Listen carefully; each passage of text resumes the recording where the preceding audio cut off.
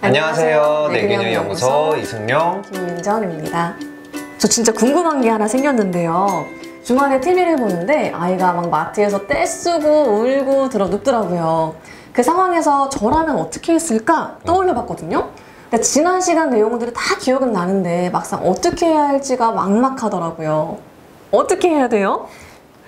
이게 막상 실행에 옮기려면 어려운 것이 사실입니다. 자, 효과적인 방법을 알려드리기 전에 지난 훈육에 관련된 거 1편과 2편 아직 영상을 못 보신 분들, 봤는데 기억이 안 나시는 분들을 위해서 준비했어요. 다시 보고 싶다면 여기를 클릭해 주시고요. 지난 시간 내용 복습 한번 하고 넘어갈게요.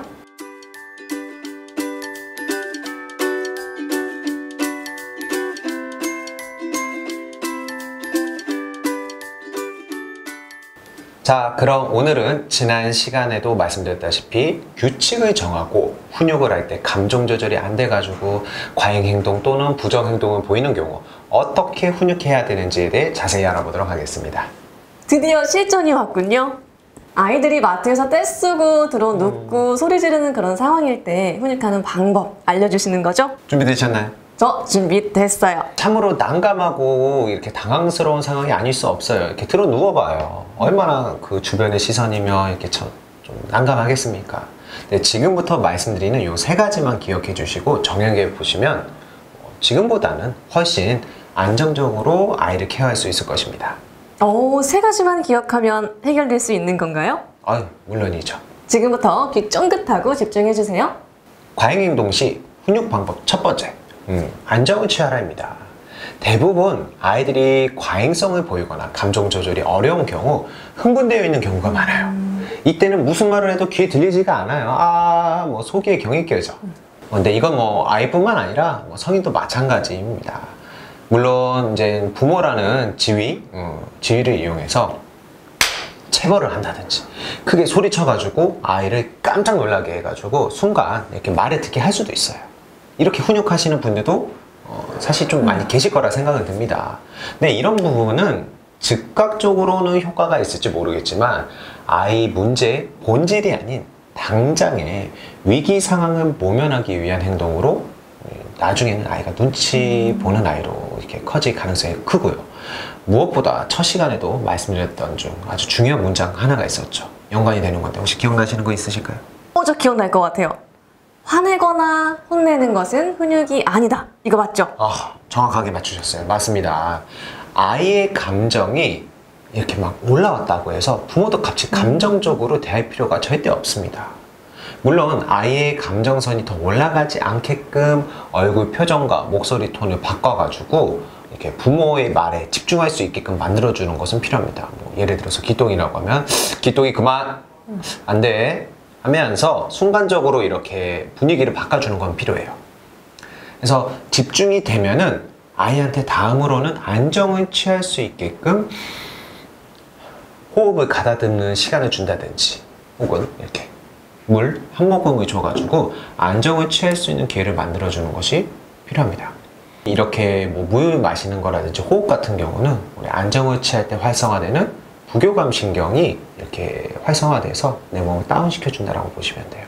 근데 반면 물이 아니라 당이 많이 들어간 음료수라든지 그런 카페인 많이 들어간 음식들 같은 경우는 오히려 더 아이를 흥분시키기 때문에 그거는 제한시켜 주셔야 되겠고요.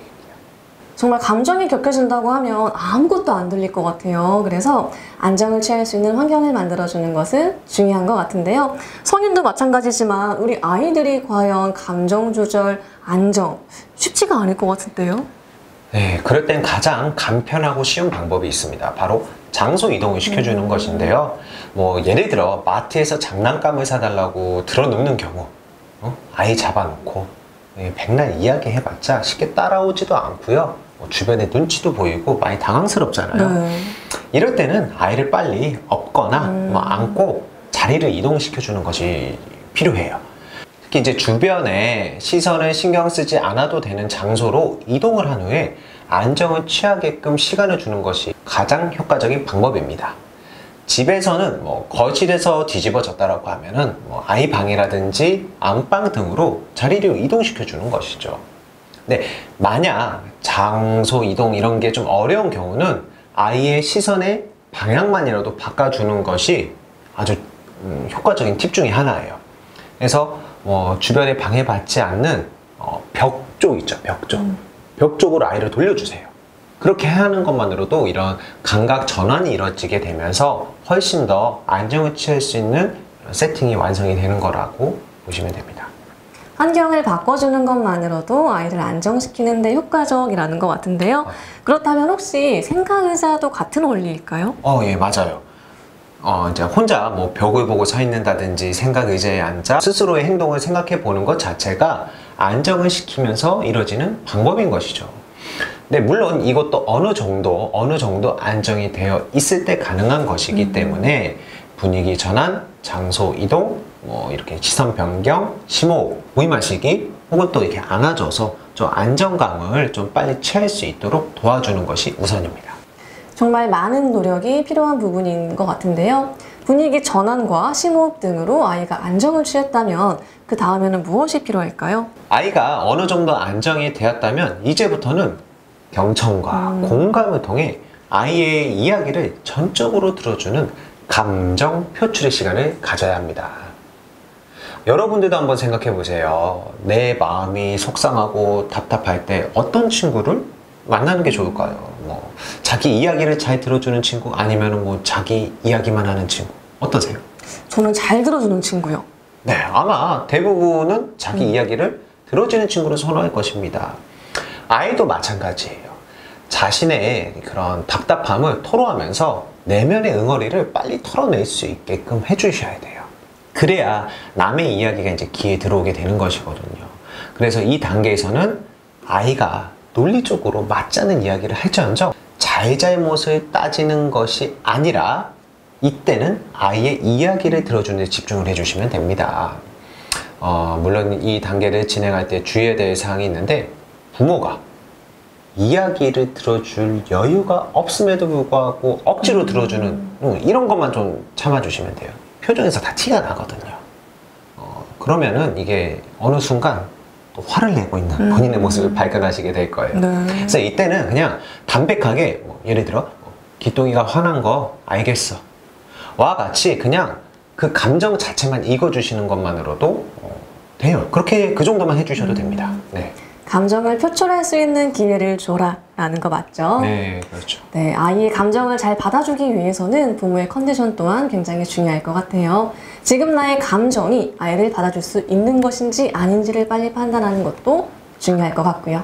네, 그렇습니다. 그래서 첫 시간에 말씀드린 아이와의 눈높이를 맞춰라, 그리고 나의 아킬레스건을 확인하라가 이게 먼저 선행이 돼야지 지금 말씀드렸던 단계들을 잘 헤쳐나가실 수 있을 것입니다. 무엇이든 탄탄한 기초가 되게 중요하죠. 정리하면 눈높이를 맞추고 아킬레스건을 확인하고 안정을 취한 다음에 경청과 공감을 해주어라. 이 다음은 무엇이 있을까요? 아이의 감정 표출까지 했잖아요. 이제는 감정을 표출한 다음에는 그 감정을 처리를 하는 방법과 다음에 어떻게 대안을 내가 제시를 해서 같은 사건을 잘 슬기롭게 헤쳐나갈 수 있을지에 대해 알려주는 것이 필요해요.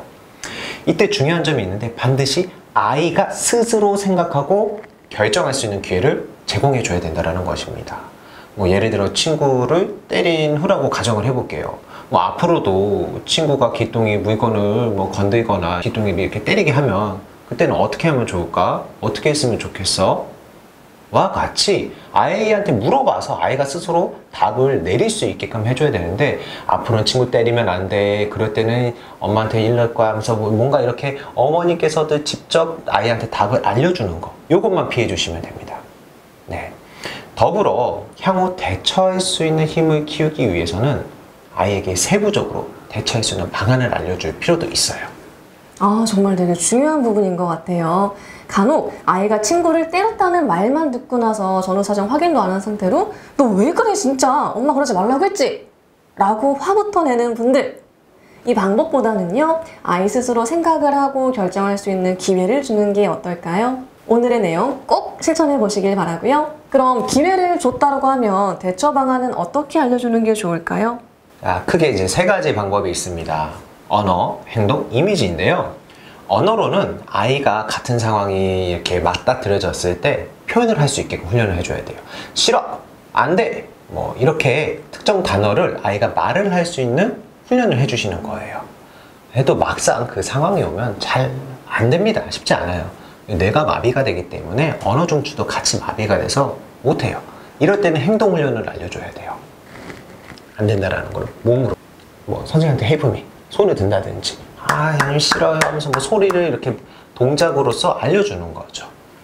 그리고 마지막으로는 이제 이미지 트레이닝을 통해서 자기 감정을 추스리는 것도 하나의 뭐 좋은 방법 중에 하나인데, 예를 들어서 뭐 우리 마음의 문이라고 예를 들어 볼게요. 마음의 문에는 1번부터 100번까지가 있다. 근데 방금 전에 기똥이가 겪었던 그 되게 기분 나빴던 기억은 우리 저기 99번 방에 넣어놓자 해서 문 잠금, 열쇠 바다로 던지자. 그래서 떨어졌다. 이건 더 이상 이제 주울 수가 없어요. 대신에 우리 기분 좋았던 거는 1번 방에다가 항상 넣어놓자. 여긴 자동문 띵동 하면은 기분 좋았던 감정, 우리 기억들, 엄마랑 아빠랑 같이 여행 가서 재밌게 놀았던 것들, 혹은 맛있는 거 먹었을 때 기억들이 앞에 1번부터 10번 방에 자동 저장되어 있다 라고 하면서 이거를 아이한테 직접적으로 너는 1번 방에 어떤 게 있어? 2번 방에는 어떤 게 있어? 그리고 뭐 99번 방에는 어떤 감정들을 넣어놨어? 이렇게 이제 직접 물어보고 아이가 말로 할 수 있게끔 이거를 도와주시는 게 좋아요. 그리고 열쇠를 뭐 던진다 하면 아이가 지금 던지는 행동까지도 보여준다라고 하면 훨씬 더 그 감정 처리가 빠르게 잘 이루어질 수 있고요. 이렇게 이미지 처리까지도 같이 해주시는 게 좋은 방법일 거니까 꼭 한번 실행해 보시기 바라겠습니다. 우리 아이의 건강하고 올바른 성장을 위해서는 훈육은 꼭 필요합니다. 저는 훈육의 목표는 감정의 호수나 감정의 사막을 피하는 것이다 라는 말을 보고 굉장히 많은 공감이 되었는데요. 이 영상을 보고 계신 부모님들께서도 이번 내용을 잘 적용해서 지금보다 행복한 육아로 이어졌으면 좋겠습니다. 그럼 오늘 내용 한 번 더 정리할게요.